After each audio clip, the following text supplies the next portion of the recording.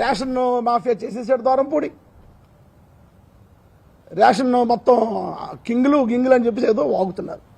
నేను వాళ్ళకి చాలా క్లియర్గా చెప్తున్నాను, ఏ రోజు నేను కానీ నా కుటుంబం కానీ రేషన్లో లేవు. ఈ రేషన్ అనే ఒక వంకతో నన్ను నా కుటుంబాన్ని బ్యాడ్ చేయాలని ఒక ఉద్దేశంతో మొత్తం ఎక్స్పోర్ట్ నాశనం చేసి పడేయారు వీళ్ళు. ఈరోజు కాండం నుంచి వెళ్ళిపోతుంది, వైజాగ్ నుంచి వెళ్ళిపోతుంది, పారాదీప్ నుంచి వెళ్ళిపోతుంది, కృష్ణపట్నం నుంచి పోతుంది, చెన్నై నుంచి పోతుంది. 6 నెలలు అయింది కదా, ఎక్కడ కంట్రోల్ చేశారు రేషన్ మీరు ఎక్కడ కంట్రోల్ చేశారు? ఈరోజు ఛాలెంజ్ అని చెప్తున్నారు, గుంటూరు నుంచి ప్రతి రేషన్ బియ్యం కూడా చెన్నై వెళ్ళిపోతుంది. రేషన్ మాఫియా చేసేసాడు దూరంపూడి.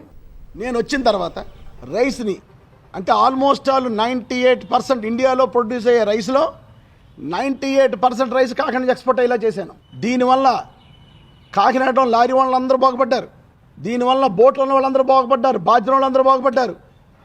అందులో పనిచేసే సుమారు 10,000 మంది కార్మికులు బాగుపడ్డారు. ఎక్స్పోర్ట్ చేస్తే ఎక్స్పోర్ట్కి ఇంత బాగా తీసుకొస్తే ఈరోజు రేషన్ మాఫియా చేసేసాడు దూరంపూడి.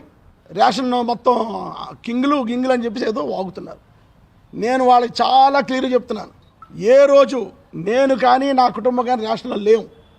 ఈ రేషన్ అనే ఒక వంకతో నన్ను నా కుటుంబాన్ని బ్యాడ్ చేయాలని ఒక ఉద్దేశంతో మొత్తం ఎక్స్పోర్ట్ నాశనం చేసి పడేయారు వీళ్ళు.